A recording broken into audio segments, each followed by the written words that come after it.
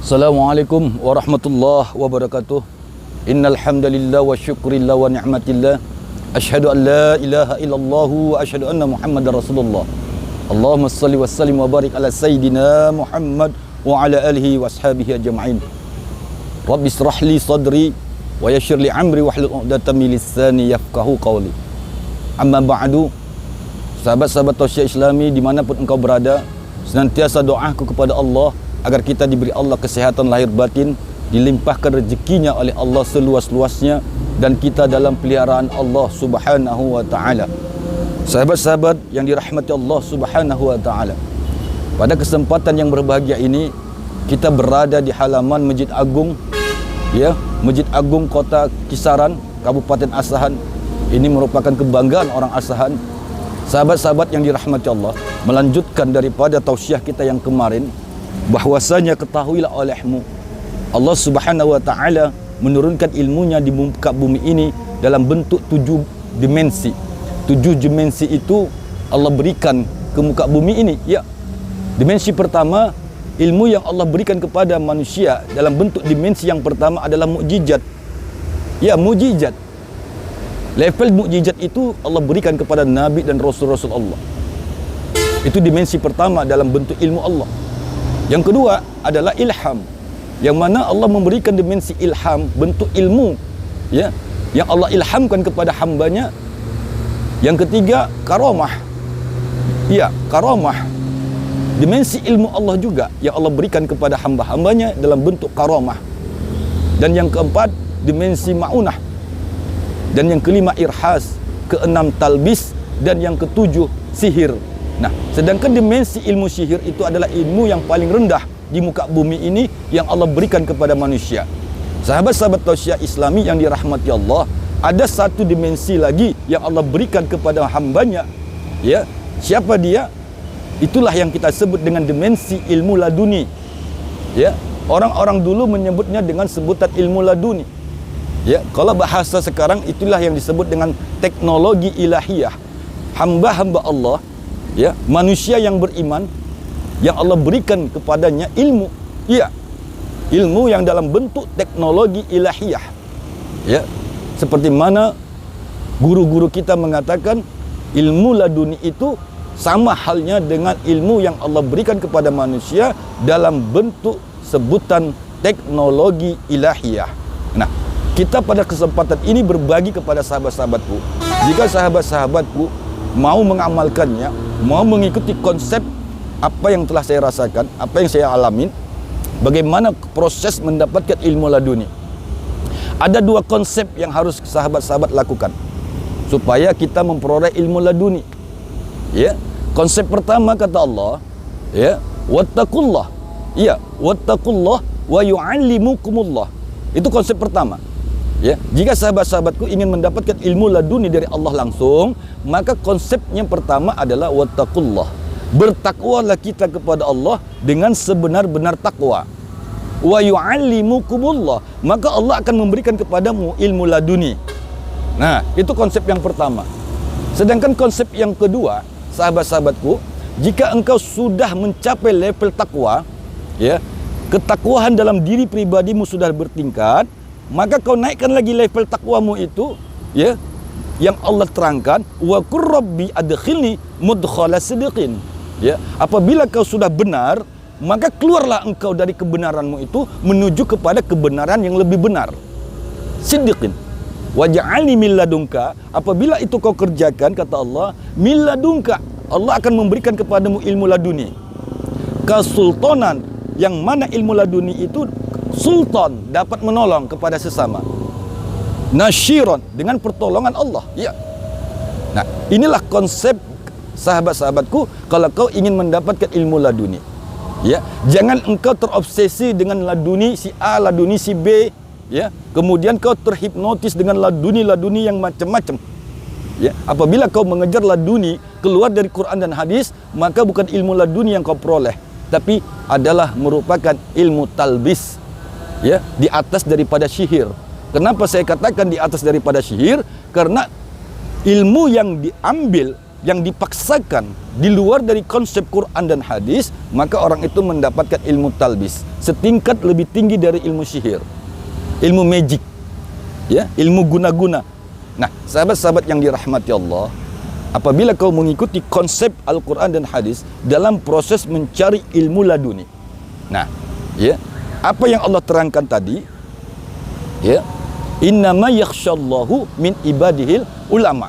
Sesungguhnya orang yang takut kepada Allah, ya, khasyi'a mutasaddi'an min khasyatillah, orang yang takut, innama yakhshallah, orang yang takut kepada Allah itu min ibadihil, di antara hamba-hamba Allah adalah ulama.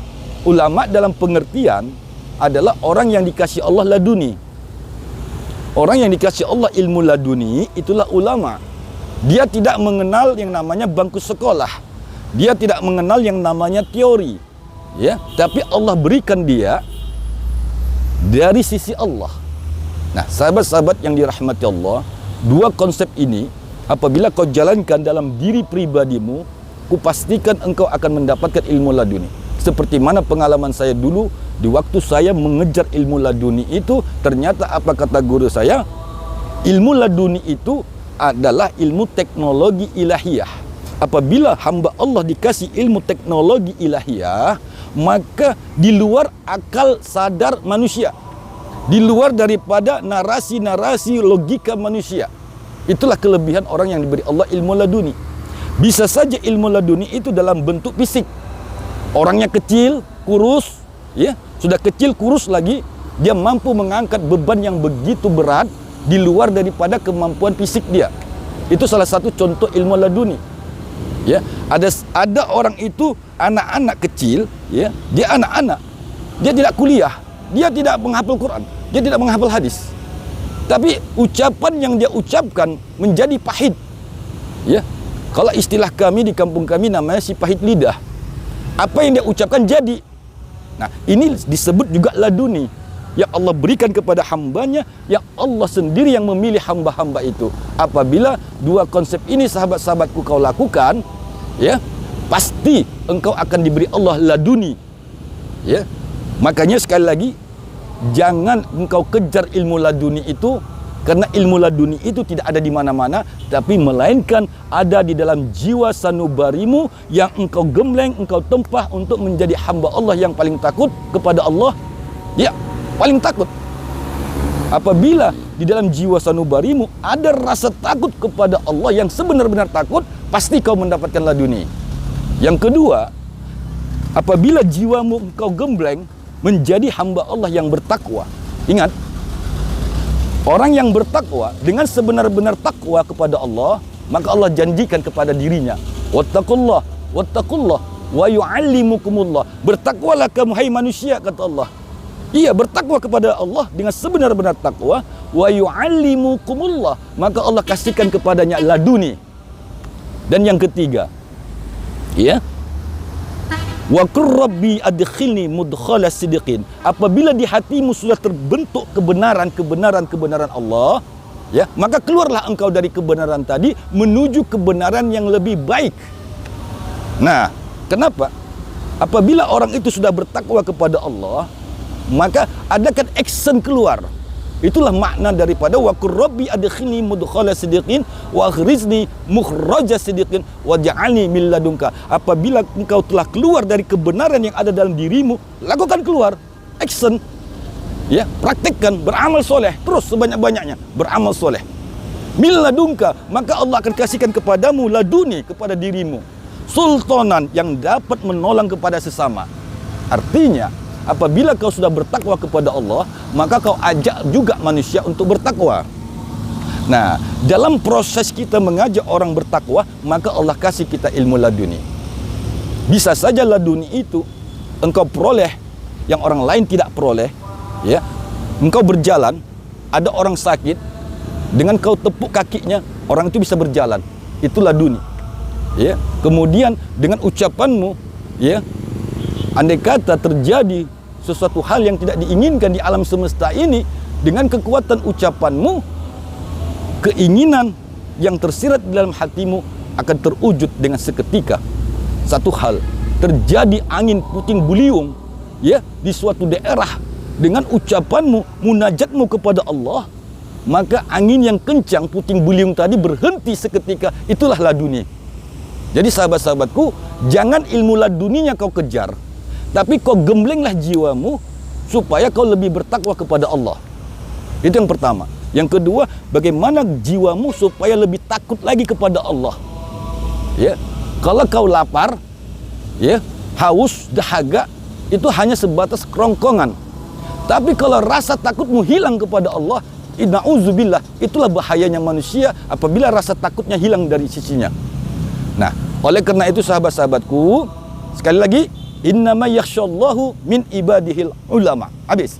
Artinya, orang yang diberi Allah laduni itu adalah para alim ulama yang yakhsyallah. Yang mana alim ulama itu takut dia kepada Allah. Artinya, tidak ada di muka bumi ini dan di atas langit ini yang dia takuti selain Allah Subhanahu wa ta'ala. Oleh karena itu, sahabat-sahabatku, mudah-mudahan aku ridho dan ikhlas. Amalkanlah konsep mencapai laduni ini berdasarkan Al-Quran dan hadis Nabi Muhammad sallallahu alaihi wasallam. Mudah-mudahan apabila engkau kejar laduninya, maka laduninya tidak akan kau dapatin. Bahkan engkau akan menjadi lebih jauh dari Allah Subhanahu wa ta'ala. Tapi kalau kau gembleng ilmu yang Allah berikan kepadamu, engkau lebih takut kepada Allah, engkau lebih khusyuk lagi kepada Allah, pasti laduni itu akan Allah berikan kepadamu. Karena laduni itu adalah hak mutlak prerogatif Allah Subhanahu wa ta'ala kepada hamba-hambanya. Kata lain, itulah sinonim daripada